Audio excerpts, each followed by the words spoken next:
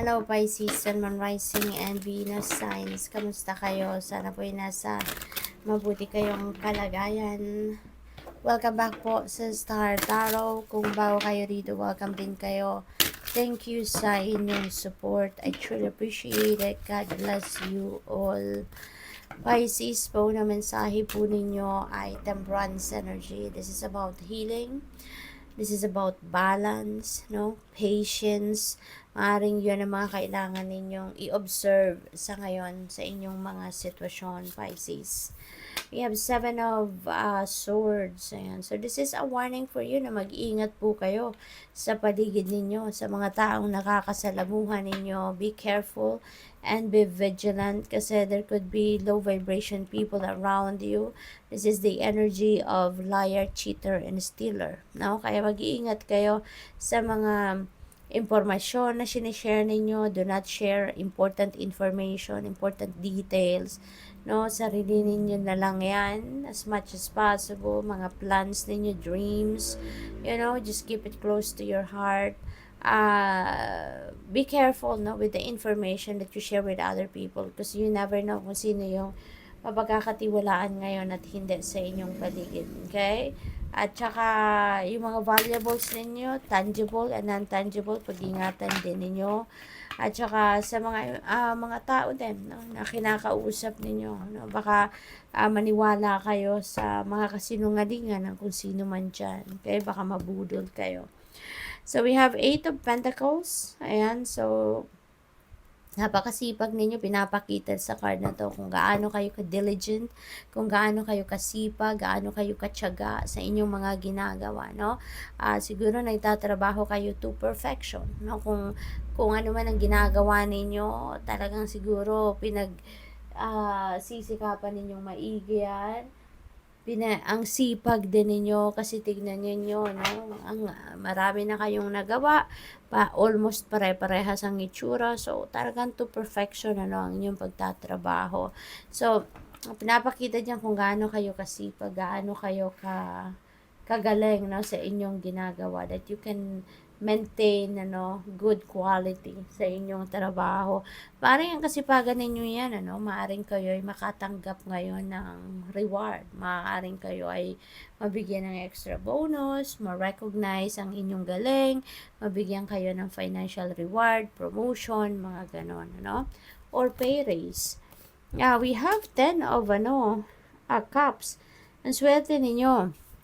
Kasi this is happy family. This is about masayang pamilya, masayang relationship sa pamilya, loving and harmonious, no? Kayo sa bawat isa. At saka this is also happiness and material success, no? Meron kayong material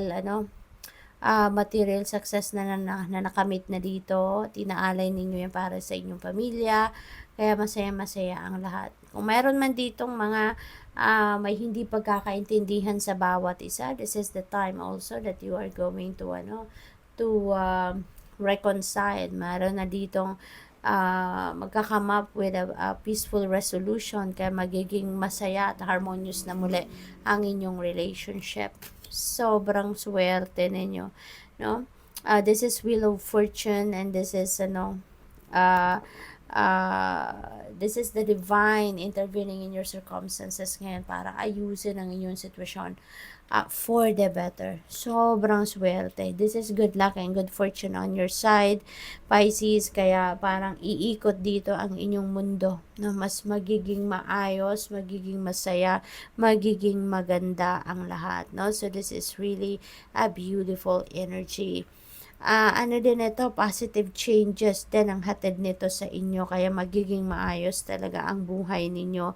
Kung dati nang maayos, mas magiging maayos pa. Kung hindi naman, kung nasa rock bottom kayo ngayon, may mga difficult situation na pinagdadaanan, rest assured that that is going to change for the better. Now, this is positive changes coming your way, Pisces. At pagdating sa pera, ang swerte din ninyo sa ngayon.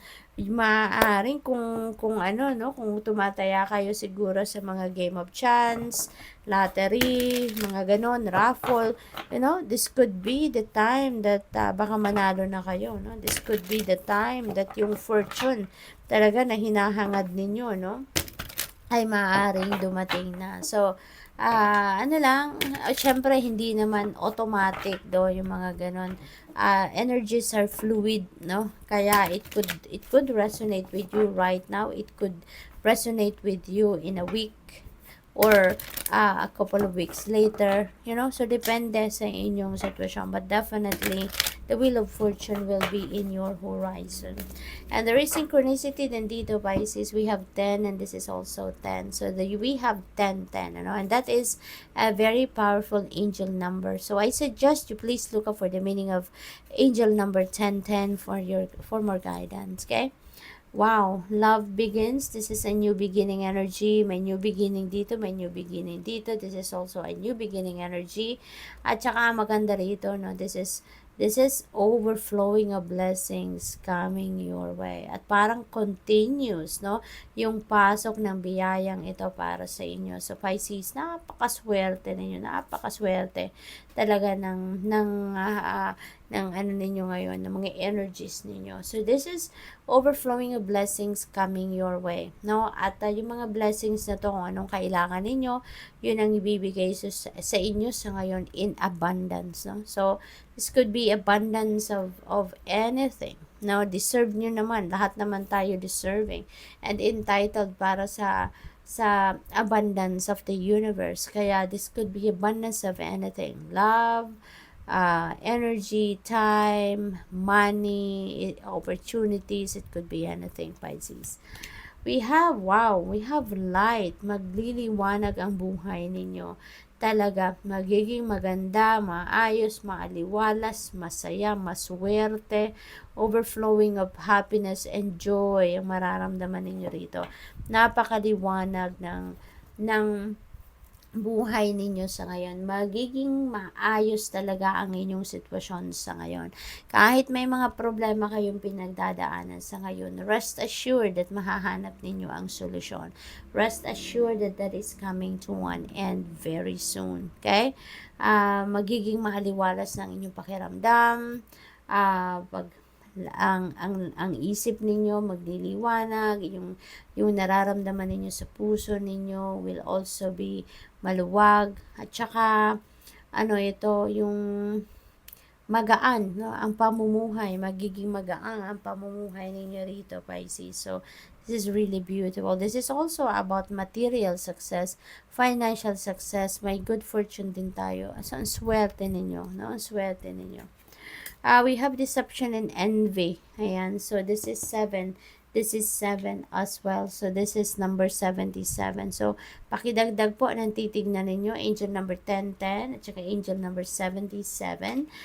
Number 7 po is very lucky. No? That is a very lucky number. Kaya, sobrang swerte kayo. Doble-doble talaga. Triple. Yung swerteng bumabalot sa inyo sa ngayon. So, deception and envy is like eto, 7 of Swords. No? This is a time wherein may mga tao siguro sa paligid ninyo na talagang ang nasa isip ay manloko, lokohin kayo, mabudol kayo, i-scam kayo. And maaari din ang iba dyan na iinggit, no? Siguro dahil sa magagandang pagyayari sa buhay ninyo, nako, saksakan ng inggit sa inyo. Kaya mag-iingat kayo, Pisces, kasi mga taong inggitero at inggitera, they're capable of saying or doing something that can harm other people, diba? Kaya mag-iingat kayo, okay? Ipagdasal ninyo sila, ipagdasal mo din ang inyong sarili. Okay, for your safety and protection. Recognition and reward, ayan, napakaganda rin. Swerte ninyo kasi siguro sa trabaho ito, kung ano man yung galing na binuhos ninyo sa inyong trabaho, might be rewarded sa ngayon. And maaaring financial reward ang paparating sa inyo, Pisces, no? So, napakaganda. That could be also bonus na paparating, promotion, pay raise, no, maaaring ganon. Or baka mabigyan kayo ng additional na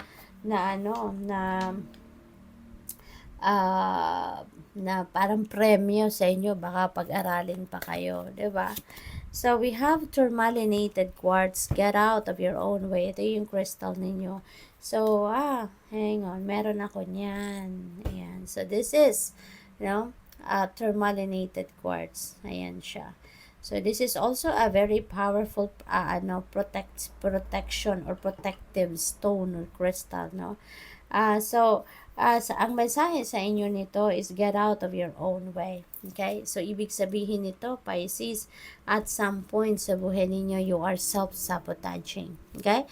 Maybe you are thinking negative thoughts, maaaring maraming negative energies sa inyong energy field, no? Kaya sinasabotage ninyo ang inyong sarili that way.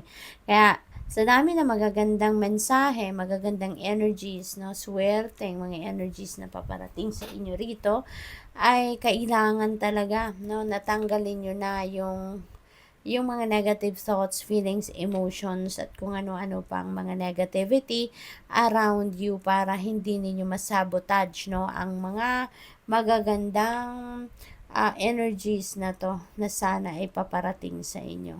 Okay? So, transmute your negative thoughts, feelings, and emotions and negativity sa inyong energy field, no? Papalitan ninyo yan ng positivity, no?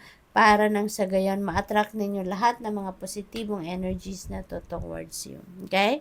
So, what else?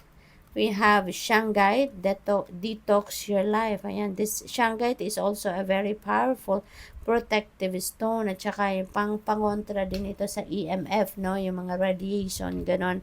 So, meron din ako niyan. Ito si Shungite. This is black tourmaline, yung malalaki, tapos itong maliit Shungite din ito. That is a very protective stone din, protection yan from negative energies, no? You can use that as well.